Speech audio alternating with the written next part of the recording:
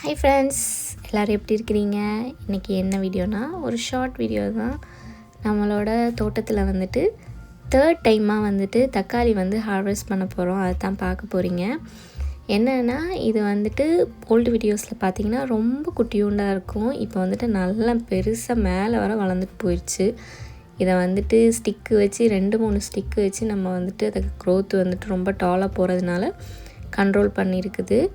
So இப்போது தக்காளி நிறைய வந்துருந்துச்சு. சரி, ஓகே, ஹார்வெஸ்ட் பண்ணுறதுக்கு கரெக்டான டைம்னு சொல்லிட்டு ஹார்வெஸ்ட் பண்ண வந்துட்டேன். அதை தான் பார்க்குறீங்க.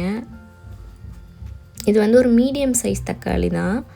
ஸோ நல்ல டேஸ்ட்டாக இருந்துச்சு. என்னென்னா, நல்ல புளி, இந்த தக்காளிக்கு நல்ல புளிப்பாக இருந்துச்சு ப்ரிப்பேர் பண்ணும்போது. ஆக்சுவலி இதில் ஒரு 8-7 வந்துச்சுன்னு நினைக்கிறேன். இதில் நல்லா இருந்துச்சு ஆக்சுவலி. அதே மாதிரி இது ரொம்ப பெருசாக க்ரோத் ஆகிட்டே போகிறதுனால நம்ம ஆக்சுவலி தக்காளி நல்லா வரணும்னா நம்ம சைடில் இருக்கிற இலையெல்லாம் தேவையில்லாமல் கொஞ்சம் நிறைய க்ரோத்து கொடுத்துருக்குள்ள இலை, அதெல்லாம் நம்ம கட் பண்ணி விட்டுறணும். ஏன்னா எல்லா ஸ்ட்ரென்த்தும் அதுக்கு போகிற மாதிரி ஆயிரும். அதனால தான் பார்க்குறீங்க, நிறைய இலையெல்லாம் நான் கட் பண்ணி விட்டுருப்பேன். ஆக்சுவலி கட் பண்ணி விட்டதுக்கப்புறம் தான் நல்லாவே க்ரோத் ஆக ஆரம்பிச்சிச்சு. இதுவுமே ஒரு டிஃப்ரெண்ட் சைஸ் தக்காளி.